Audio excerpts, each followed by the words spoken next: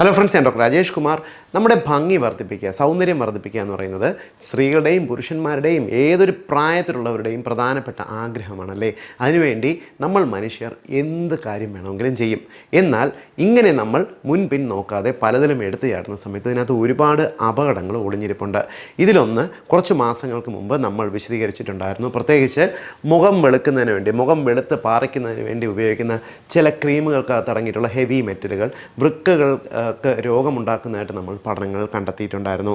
അതേ ഒരവസ്ഥയിൽ തന്നെ ഇപ്പോൾ നമ്മളിൽ ഒരുപാട് പേര്, ഭൂരിപക്ഷം പേരും ഉപയോഗിക്കപ്പെടുന്ന ഒരു പ്രോഡക്റ്റിനകത്ത് അടങ്ങിയിട്ടുള്ള ഒരു രാസവസ്തു വൃക്ക രോഗമുണ്ടാക്കുന്നതായിട്ട് കണ്ടെത്തിയിട്ടുണ്ട്. ഈ ഒരു അവസ്ഥ, ഇതിനെപ്പറ്റി പഠനങ്ങൾ വന്നിട്ടുണ്ടെങ്കിലും രോഗികളെ റിപ്പോർട്ട് ചെയ്യപ്പെട്ടത് ഇന്ത്യയേക്കാൾ കൂടുതൽ വിദേശ രാജ്യങ്ങളിലാണ്. പ്രത്യേകിച്ച് കഴിഞ്ഞ ദിവസങ്ങളിൽ ഇസ്രയേലിൽ 17 വയസ്സുള്ള ഒരു പെൺകുട്ടി മുടി സ്ട്രൈറ്റൻ ചെയ്യുന്നതിന് വേണ്ടി പോയിട്ട് അതിൻ്റെ തൊട്ട് പുറകെ ഒരു 10 ദിവസത്തിനകത്ത് കുട്ടിക്ക് അക്യൂട്ടായിട്ട് കിഡ്നി ഇഞ്ചുറി വന്ന് റീനൽ ഫെയിലിയറായി ഹോസ്പിറ്റലൈസ്ഡ് ആകുകയുണ്ടായി. അങ്ങനെയാണ് ഇതിനെക്കുറിച്ചുള്ള ഈ ഒരു അപകടത്തിനെക്കുറിച്ച് പുറത്തു വരാൻ സംഭവിച്ചത്. ഇതൊക്കെ ഒരുപക്ഷെ നമ്മുടെ നാട്ടിൽ സംഭവിക്കുന്നുണ്ടായിരിക്കും. പക്ഷേ അവരുപയോഗിച്ച ക്രീമിൻ്റെ സൈഡ് എഫക്റ്റ് കൊണ്ടാണ് വൃക്കരോഗം വന്നതെന്നോ അല്ലെങ്കിൽ മറ്റെന്തെങ്കിലും പ്രശ്നം വരുന്നതെന്നോ അവർ ഒരുപക്ഷെ തിരിച്ചറിയുന്നുണ്ടാകുന്നില്ല. വിശദീകരിച്ച് തരാം.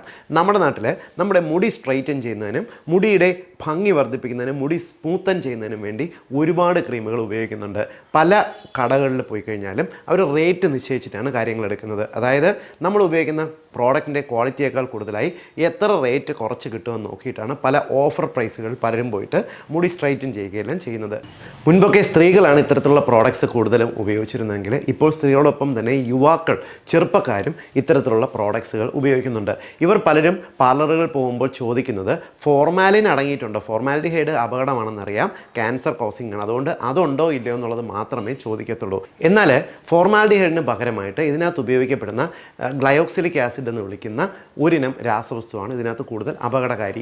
ഗ്ലയോക്സിലിക് ആസിഡ് എന്ന രാസവസ്തു നമ്മൾ ഇപ്പം മുടിക്കകത്ത് ഉപയോഗിക്കുന്ന, മുടിയുടെ സ്ട്രൈറ്റനിങ് ഒരു ഏജൻ്റായിട്ട് ഉപയോഗിക്കുന്നുണ്ട്. പ്രത്യേകിച്ച് മുടിയെ കൂടുതലായിട്ട് ബോണ്ട് ചെയ്ത് നിർത്തുന്നത് ഡൈസൾഫൈഡ് ബോണ്ടുകളാണ്. ഈ ഡൈസൾഫൈഡ് ബോണ്ടുകളെ ബ്രേക്ക് ചെയ്താൽ മാത്രമേ വളഞ്ഞിരിക്കുന്ന മുടിയെ സ്ട്രൈറ്റൻ ചെയ്യാനും പലതരത്തിൽ കണ്ടീഷൻ ചെയ്യാനും പറ്റത്തുള്ളൂ. സോ ഗ്ലയോക്സിലിക് ആസിഡ് അതിനു വേണ്ടി ഉപയോഗിക്കുന്നുണ്ട്. മാത്രമല്ല ഫോർമാൽഡിഹൈഡ് പൊതുവേ ഇത്തരത്തിലുള്ള പ്രോഡക്റ്റുകളിൽ ഉപയോഗിക്കുന്നത് ഈ പ്രത്യേകിച്ച് ബാക്ടീരിയ, ഫംഗസ് പോലുള്ള ഇൻഫെക്ഷൻസ് ബാധിക്കാതിരിക്കുന്നതിന് വേണ്ടിയിട്ടാണ്. ഫോർമാലിന് പകരമായിട്ടും ഗ്ലയോക്സിലിക് ആസിഡ് ഇന്ന് ഉപയോഗിച്ച് വരുന്നുണ്ട്. സോ ഈ ഗ്ലയോക്സിലിക് ആസിഡ് ഒരേപോലെ തന്നെ മുടിക്ക് മാത്രമല്ല ഉപയോഗിക്കുന്നത്. പലരും ഈ സ്കിന്നിനുള്ള ഈ എപ്പിത്തീലിയൽ ഡെബ്രിസ് ഒക്കെ ഇളകിപ്പോകുന്നതിനും നമ്മുടെ സ്കിന്നിലുള്ള ചെറിയ പാടുകൾ, ഈ കറുത്ത പാച്ചസ് എല്ലാം പെട്ടെന്ന് പോകുന്നതിനുമെല്ലാം തന്നെ ഗ്ലയോക്സിലിക് ആസിഡ് ഉപയോഗിക്കുന്നത്. അതായത് മുടി നമ്മൾ നിവർത്തുന്നതിന് മാത്രമല്ല, ഹെയർ കണ്ടീഷണറിൽ മാത്രമല്ല, നമ്മുടെ മുഖത്തിൻ്റെയും ശരീരത്തിലും വരുന്ന പാടുകളെ മായ്ക്കുന്നതിനും ഒരു സൗന്ദര്യ വർദ്ധക വസ്തു എന്ന രീതിക്ക് പോലും ഗ്ലയോക്സിലിക് ആസിഡ് ഉപയോഗിക്കുന്നുണ്ട്. ഈ ഗ്ലയോക്സിലിക് ആസിഡാണ് ഇപ്പോൾ കൂടുതൽ അപകടകാരിയായിട്ടുള്ളതും കഴിഞ്ഞ ദിവസം 17 വയസ്സുള്ള പെൺകുട്ടിക്ക് വൃക്കകൾ തകരാറിലാക്കിയതായിട്ടും കണ്ടെത്തിയിട്ടുള്ളത്. ഗ്ലയോക്സിലിക് ആസിഡ് എങ്ങനെയാണ് അപകടം ഉണ്ടാക്കുന്നതെന്ന് പറഞ്ഞുതരാം. നോർമലി ഇതാരും കഴിക്കാറില്ലല്ലോ. സ്കിന്നിൽ പുരട്ടുന്നത് എങ്ങനെയാണ് വൃക്കയെ നശിപ്പിക്കുന്നതെന്നുള്ളതാണ് പ്രധാനമായിട്ട് ആൾക്കാർക്ക് വരുന്ന സംശയം. ഗ്ലയോക്സിലിക് ആസിഡ് നമ്മൾ പ്രത്യേകിച്ച് മുടിയിലൊക്കെ ഉപയോഗിക്കുന്ന സമയത്ത് തലയോട്ടിയിൽ ഡ്രൈ സ്കിൻ ഉള്ളവരുണ്ട്. ഇപ്പം നിങ്ങൾക്കറിയാമല്ലോ, പലർക്കും താരൻ പോലുള്ള കണ്ടീഷൻസ് ഉണ്ട്. അതേപോലെ തലയിൽ വരുന്ന ചെറിയ കുരുക്കളൊക്കെ ഉണ്ട്. ഇതൊക്കെ പലപ്പോഴും നമ്മൾ മുടി ചീകുന്ന സമയത്ത്, ചീർപ്പൊക്കെ ഉപയോഗിക്കുന്ന സമയത്ത് ചെറുതായിട്ട് പൊട്ടാം. ഡ്രൈ സ്കിൻ ഉള്ളിടത്ത് നമ്മൾ ഈ ഓയിൻമെൻറ്റ്സ് ഉപയോഗിക്കുമ്പോൾ ഈ ഗ്ലയോക്സിലിക് ആസിഡ് അവിടെ നിന്ന് ഗ്രാജുവലി രക്തത്തിലേക്ക് കയറും. നമ്മുടെ മുഖത്താണ് ഈ ലേപനങ്ങൾ ഉപയോഗിക്കുമ്പോൾ മുഖത്തൊക്കെ ചെറിയ കുരുക്കളൊക്കെ ഉണ്ടെങ്കിൽ ഈ കുരുക്കളെല്ലാത്തിൻ്റെ ഇടയിൽ കൂടി ഒരുപക്ഷെ ഇവ രക്തത്തിലേക്ക് കലരാം. ഗ്ലയോക്സിലിക് ആസിഡ് രക്തത്തിലേക്ക് എത്തിക്കഴിഞ്ഞാൽ നമ്മുടെ വൃക്കകളാണ് ഇതിനെ അരിച്ചു കളയുന്നത്. വൃക്കകത്ത് ഗ്ലയോക്സിലിക് ആസിഡ് വന്നു കഴിയുമ്പോൾ അവിടെ ഇതിന് രാസമാറ്റം സംഭവിച്ച് കാൽഷ്യം ഓക്സലേറ്റ് ക്രിസ്റ്റലുകളായിട്ട് മാറുന്നുണ്ട്. ഈ കാൽഷ്യം ഓക്സലേറ്റ് ക്രിസ്റ്റലുകൾ വൃക്കയ്ക്കകത്തുള്ള നെഫ്രോണുകൾക്കകത്ത് അടിഞ്ഞുകൂടി ഇതിനകത്ത് ഡാമേജ് ക്രിയേറ്റ് ചെയ്യുന്നു. അക്യൂട്ട് കിഡ്നി ഇഞ്ചുറി എന്ന് പറയുന്ന ഒരു അവസ്ഥ ഉണ്ടാകുകയും വളരെ പെട്ടെന്ന് വൃക്കകൾ തകരാറിലാകുകയും ചെയ്യുന്നു. ഇങ്ങനെയാണ് ഈ ഗ്ലയോക്സിലിക് ആസിഡ് വളരെ പെട്ടെന്ന് വൃക്കരോഗത്തിലേക്ക് ചെന്നെത്തിക്കുന്നത്. വൃക്കരോഗത്തിലെത്തിക്കഴിഞ്ഞാൽ, കിഡ്നി ഇഞ്ചുറി വന്നു കഴിഞ്ഞാൽ ഇത് ഒരുപക്ഷെ ഡയാലിസിസിലേക്ക് വളരെ പെട്ടെന്ന് രോഗിയെ ഗുരുതരമാകുന്ന ഒരവസ്ഥയിലേക്ക് ചെന്നെത്തിച്ചു എന്ന് വരാം.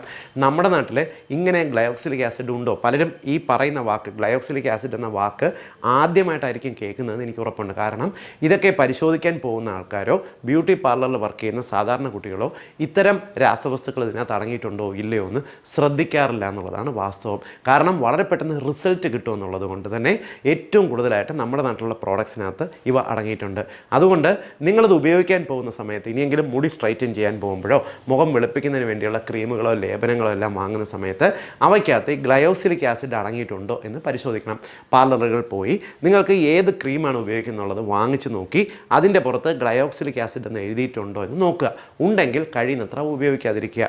രണ്ടാമത്തെ കാര്യം ശ്രദ്ധിക്കേണ്ടത്, നിങ്ങൾക്ക് തലയോട്ടിയിൽ ഏതെങ്കിലും തരത്തിലുള്ള മുറിവുകളുണ്ടോ, കുരുക്കളുണ്ടോ, അതേപോലെ ഡ്രൈ സ്കിൻ ടെൻഡൻസി ഉണ്ടോ, അമിതമായിട്ട് താരൻ്റെ ടെൻഡൻസി ഉണ്ടോ എങ്കിൽ ഉറപ്പായിട്ടും ഗ്ലയോക്സിലിക് ആസിഡ് കണ്ടൻ്റ് ഉള്ളവ നിങ്ങൾ ഉപയോഗിക്കാതിരിക്കുക. മുടി സ്ട്രൈറ്റൻ ചെയ്യാൻ പോകുന്നവരോ മുടി ഇടയ്ക്കിടയ്ക്ക് കണ്ടീഷൻ ചെയ്യുന്നവരോ ഫ്രീക്വൻ്റ് ആയിട്ട് പോയിട്ട് ചെയ്യാതിരിക്കുക. വല്ലപ്പോഴും വർഷത്തിൽ ഒരു തവണയൊക്കെ മാത്രം നമ്മുടെ രക്തത്തിലേക്ക് കൂടുതലായിട്ട് ഗ്ലയോക്സിലിക് ആസിഡ് എത്തുന്നതിനെ ചെറുക്കാനായിട്ട് നമ്മൾ നോക്കണം. ഇന്നത്തെ യുവതലമുറ പ്രത്യേകിച്ച് ഒരു ടീനേജേഴ്സ് തുടങ്ങി ഒരു 12 വയസ്സ് മുതൽ മുകളിലേക്ക് തുടങ്ങി ഒരുപാട് പേര് വ്യാപകമായിട്ട് നമ്മുടെ പെൺകുട്ടികൾ ഉൾപ്പെടെ ഒരുപാട് പേര് ഉപയോഗിക്കുന്ന പ്രോഡക്ട്സിനകത്ത് ഈ ഗ്ലയോക്സിലിക് ആസിഡിൻ്റെ സാന്നിധ്യം കാണാനുള്ള സാധ്യതയുണ്ട്.